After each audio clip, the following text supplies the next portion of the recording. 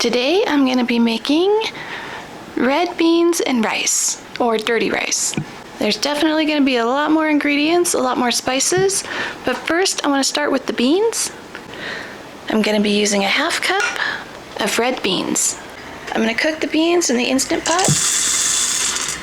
When you use dry beans, you want to go through and look at each one of them and make sure there are no rocks in with your dry beans, and also make sure that none of them are,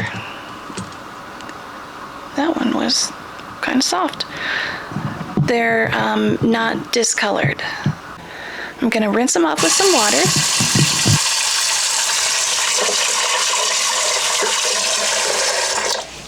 And then drain the water. I don't use an exact amount of water when I cook beans in the Instant Pot. I cover them with about an inch of water, and I usually do a mixture of stock. Today I'm going to use beef stock and then fill the rest up with water. Any water that's left over at the end can be drained off, but if you didn't put enough water in to start with, that's a problem. So beef stock, and then I'm going to fill the rest of the way up with water. That's definitely way too much liquid to cook the beans, but like I said, I would rather have too much liquid than not enough. Go ahead and put the lid on. We're going to cook it on the pressure cook function for 45 minutes. One of the rest of the ingredients is andouille sausage. We'll need bell peppers, celery and onion, and garlic. We'll need tomato paste, Worcestershire, Cajun seasoning, and Lipton onion soup mix. We'll also be using some Italian spices, mostly oregano, and thyme. For the vegetables, I cut them up really small. I've been on a soft food diet for about 2.5 years after surgery on my jaw, and I have to eat soft food. It's still really flavorful, it's just not crunchy. So I cut things up into small enough pieces that are as small as they would be if I had chewed them myself.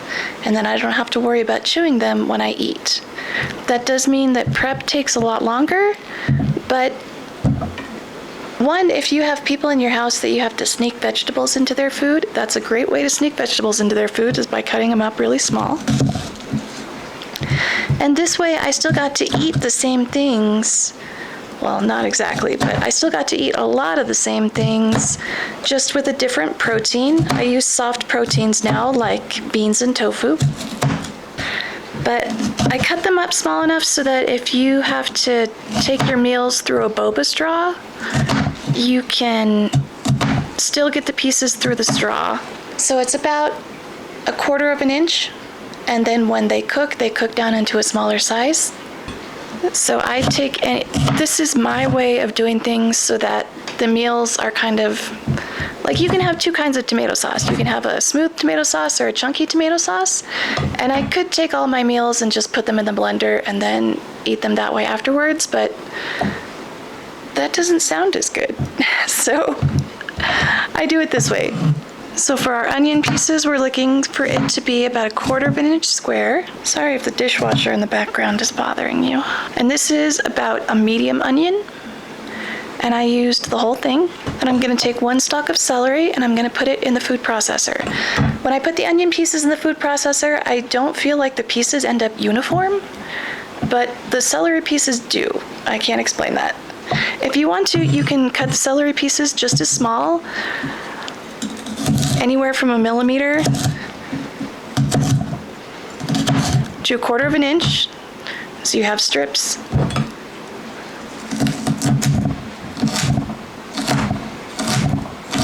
I just feel like the food processor is faster. And these vegetables, the onion, celery, and, well, I'm just going to do it by hand. The onion, celery, and peppers are known as the Holy Trinity in Louisiana cooking. In French cooking, it's mirepoix, which is carrot, celery, and onion. And in Southern cooking, instead of the carrot, they use peppers. For the pepper, I'm going to use half of a poblano that I had left over from the sofrito recipe that I just put out. And I like them They're not very spicy. If you like spicy peppers, use spicy peppers. But I am a baby about spice. So I like these because they have a very thin cell wall, if you compare it like to a pinky fingernail. And also the little mini peppers that you get at the store, they also have a thin cell wall. So it's easier to cut them into small pieces. If you get like a big red bell pepper at the store, its cell walls can be like half an inch thick. And that's a lot of cutting. So I'm using a poblano. I'm also cutting it into 1/4 inch pieces or smaller. So to try and give it the same flavor that it would have if I wasn't on a soft food diet, which would include like hamburger and sausage, I have andouille sausage, and I'm going to cook the sausage. I can't eat it, so I'm going to set it to the side after it's cooked, and then I'm going to cook the vegetables in the fat from the sausage and let the sausage flavor get into the vegetables that way. There are other people in the house that will eat the sausage, so it's not going to go to waste. And since I'm not going to be on a soft food diet forever, if it was just me, I would take the rest of the sausage that was cooked and put it in the freezer for when I could use it later. If you're on a soft food diet forever, then don't worry about the sausage or ground beef and just use beef stock. And that's a good way to get beef flavor in without cooking beef. So I am notoriously a big baby about spice. I can't handle spice at all. So this meal is more for everyone else in the house. I'm going to eat it too, but I'm going to serve it over a sweet potato and use the sweetness of that to cut the spice, and then I'm also going to use sour cream on it as a way to soothe the spice. But because I'm a baby about spices, I may use a lot less spice than you personally would prefer. I'm going to start cooking the sausage while I finish cutting up the vegetables. This is a pound of sausage with 4 links. Each link is supposed to be about 5 ounces. So I'm just going to use 2 of them so that I don't have to eat this as my meal for 7 days straight. I can just eat it for a couple days. I'm going to cut the sausage out of the casing and turn the heat on to medium. Let the pan start warming up. And as soon as the pan gets warm, I'll put the sausage in. I tried cutting the sausage out of the casing, or tried pushing this sausage out of the casing, and that did not go well. So now I'm cutting the rest of it into chunks. We're going to use the oil left in the pan to cook the vegetables, starting with the onions. Going to remember to turn the stove back on. Whoops.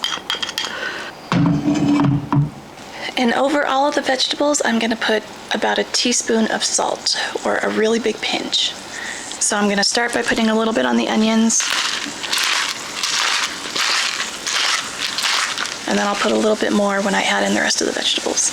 And this is one recipe where whenever I've made it, I've just sprinkled the spices on top. I haven't measured them. So I'm going to try and use measurements today and hope that it all goes well. And hope that I give good amounts. If I need to change the amount, I'll put that as a note on the screen. Coating the veggies in the oil also helps them cook. And the salt does too. The salt helps draw the moisture out of the vegetables. And now for the celery and the peppers. And it once again looks like I chose the wrong size pan. I'm pretty much an Olympic gold medalist in choosing the wrong size pan to cook things in. I'm going to add the rest of the salt. And according to Google, I messed up when I took the sausage out of the casing. Google says it should be left in the casing, so I did it half right. When the vegetables are cooked, we're going to start by adding in the tomato paste. You need 1 tablespoon of tomato paste. I'm going to add the tomato paste. You want the tomato paste to toast in the oil for a minute. During that minute, I'm going to get a ½ cup of white rice, of jasmine rice. That's the type of rice I'm using. If you use brown rice takes a lot longer to cook, like eons longer. And since it's cooking in beef broth, not just water, it takes longer to cook. Don't worry about the bits of tomato paste that have cooked to the bottom of the pan. When we add in the beef stock, we'll deglaze the pan, which means we'll use the liquid from the beef stock to help pull the bits of flavor off the bottom of the pan. I'm gonna add in a teaspoon of Worcestershire. Ooh, or I'm gonna miss. I'm gonna do the spices before the rice so the spices have a chance to cook in the oil. I'm gonna use a teaspoon of Cajun seasoning.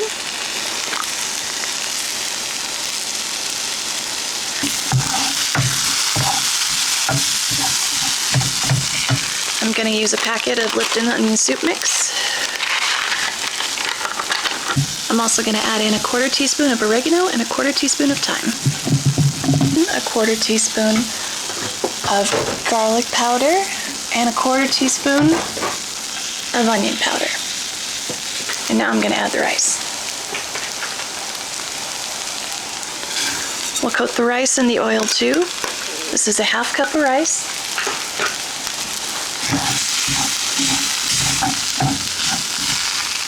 And the beef stock.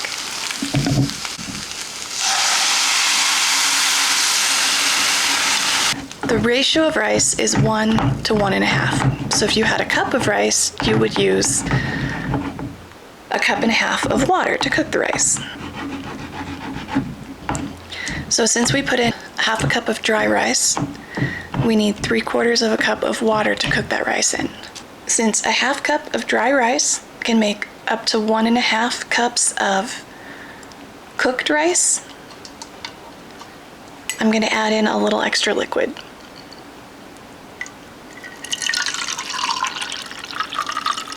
So I'm adding a total of 1.5 cups of beef stock. If it has extra stock, it'll just be more saucy. You want to turn it up. You want to see it starting to boil. And once it starts to boil, you're going to turn it down to a simmer and put a lid on top. We'll let the rice cook for about 25 minutes. Take the lid off, see how done the rice is, and then probably cook it for another 10 to 15 minutes. For the people in the house that are going to eat it with sausage, I'm just going to let them add it in at the end. And now that the beans are done cooking, I'm going to add them in with this. It's starting to bubble, so I'm going to turn it down. I just looked over and realized I'd forgotten to add in the garlic, something that I am a bronze medalist in. So I'm going to add the garlic now. When you're cooking the vegetables, you want to add the garlic in after the rest of the vegetables have cooked. It only takes about a minute to cook the garlic. Lots of extra liquid, but the beans are cooked all the way. So I'm going to drain this extra liquid and add the beans to the pan with the rice and vegetables.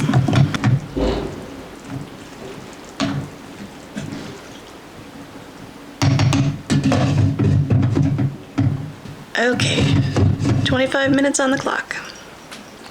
This dish is just one that begs to have a lot of things added to it to increase the flavor. I noticed that the rice had already absorbed a lot of the water, so I added another 1/4 cup water. So here's where we are now. 1 3/4 to 2 cups of liquid beef stock. I have a lot of tomatoes from my garden, so I'm gonna add in tomatoes to the recipe too. And it's a little early, but I'm gonna take a bite and check the rice and see how done it is. Mine is starting to stick to the bottom a little bit, so you might want to check and make sure that you don't need to go give yours a big stir to keep it from sticking to the pan. The sticking made me nervous, so I added in a 1/2 cup of water.